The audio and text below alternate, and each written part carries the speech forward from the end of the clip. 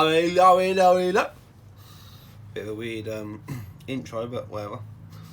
I just thought I'd do another video, little one, just a quick one. Last one took about 4 years to upload. About tools. Toolsy.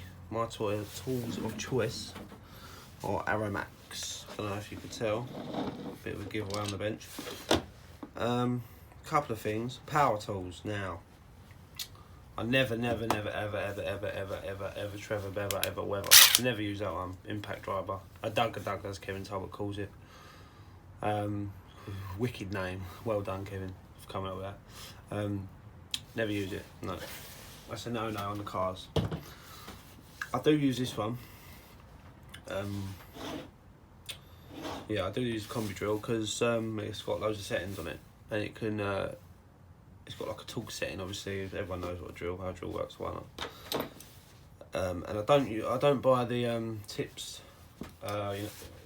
Fitting the impact, if you know what I mean, with the square bit on them. I just get the normal tips that come in the drivers. This one actually snapped because I was doing a bolt too tight, nut too tight. Bolt too tight. Sorry, and it snapped. So what I do is I'll put it in the end of the drill like that. Do it up quite as tight as you can. And then by the time it gets to the end of the screw, if you do go to do it up too tight, it won't rip the thread out. This just spins because it ain't got no flat point on it, which works really good. So yeah, just a bit of safety, like so you don't do your threads in. Another thing I've been told to do, I don't know if it's any good. It is alright. It's alright if you got a Dremel or you can get a flat spot, but I've been told once you use the tip and it wears down, you get a line of where the head nut sits, if you know what I mean. I've been told to sort of grind that down and then you end up with a brand new bit of tip sort of thing. I've tried it, it does work, yeah. I can imagine some people out there literally rolling their eyes saying don't be such a tramp, just go out and buy a new one. But obviously if you haven't got the money or you don't like wasting stuff, which quite a few people don't, you could do that. That really works well for me. That's just really yeah, it's really handy for me because it don't round off the screws. What other tools is I do want one thing I really want to invest in is a camber spanner. I really want to get one of them.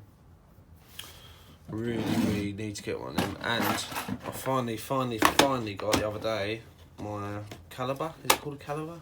Digital caliber. It's really good for doing your shocks, to make sure your shock shafts are all the same length, otherwise your car will act funny. Just general measuring. If you need to know the size of a nut or the size of a tool, you can measure it and then you can say I need a 6 or 5.5 mil or whatever. Just works good. It's yeah, most people that do RC probably got it, but I thought I'd just show mine off. This little box I keep for just for shocks, really, just for rebuilding shocks. Got like mini files in there. They come in handy. They do. Like a mini little screwdriver. This is actually because I vape. I do a bit of vaping. I vape, so I bought a vape kit, but I don't use that vape that needs the tools anymore. It's just a normal vape I've got now. So I thought I'd dedicate this to my shocks because all these things like these really good. These I can't remember what they're called. The tips of them, whatever. Graphite, is it graphite tip? Not too sure. But they are pucker for O-rings. They don't damage O-rings.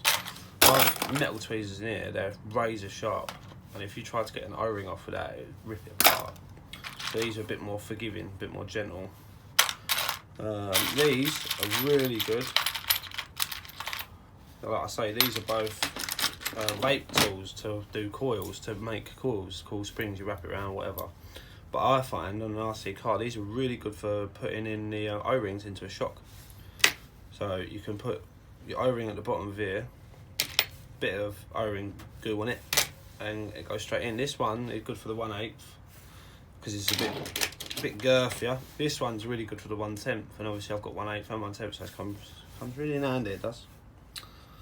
Yeah, because this one go for the 1 tank for shock holes. It's too small, too big. This one's just right. So that's my little shock tool. I think that's about it really. I've got this. I've got this, but I don't really know how to use it. Obviously, I understand the gate, I understand the camber bit, but I don't know how to do the ride height bit. Because that's one thing I want is a ride height gauge to see what my ride height's like. It's got some sort of numbers on here, but when you go like, do you know what I mean? How do you? Do you know what I'm saying? Like how there's not a flat. Like I need. Like I thought they go under like this, and then you have a thing which tells you what, how high it is off the ground. But I don't know. I'll have to ask when I go back in the old shop. So I do desperately need to know how to use that. Otherwise, it's a bit of a waste of money. Yeah, that's the old tools. all the tools I've got really. I want to get a vise. I'd love to get a vise in this shed eventually. When I get a bit more money, I'm going to put a bit of worktop all the way across, and I'm going to get like the little trays for all the bits and bobs going up here, and then maybe a bigger set of trays or whatever. Yeah, so I can't wait to do all that.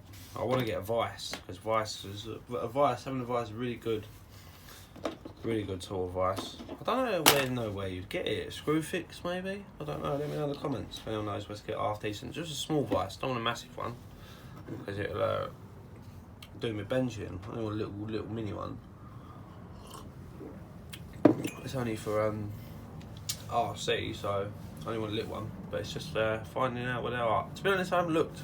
If I looked, I'd probably find one.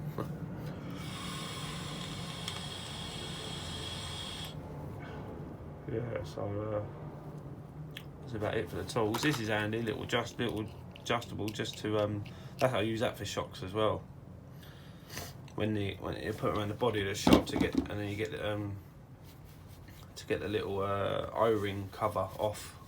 Bloody tight on every car I've had. They're really tight, and it's hard not to undo it without scratching it or damaging it. And you don't want to damage anything to do with your shocks because it affects the performance. It affects the bloody performance, you see. I think that's about it for tools. My charger, my LiPo charger, fucking ancient old. I need to get a new one. I'm just gonna buy another 2 of these. This one still works, but it's got a little rattle in it. Dropped it the other day.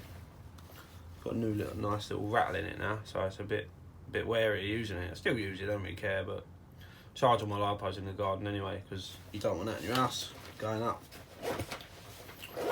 So yeah, definitely need. I'm just gonna get another 2 of them because I really like them chargers. They are really good. That one's just seen the better days. Yeah, I think the next tool I'll probably get will be the camber spanner. And I don't want one of them multi ones because they're really annoying. They're hard to work with. I want just one little spanner, open end, bang, straight on. Do you know what I mean? And then you can adjust your camber to whatever you want. You can adjust your steering to whatever you want. Yeah, it just makes life a lot easier if you ask me. I hate them little like multi ones with all like different sizes. Hard to get in anywhere. It's just annoying, isn't it? So yeah. Well, I'll leave that one like that. I want a bit of a shorter video because the other one was quite long. It took me ages to upload. So yeah, I'll leave it at that for now. Peace and love, bros and hoes.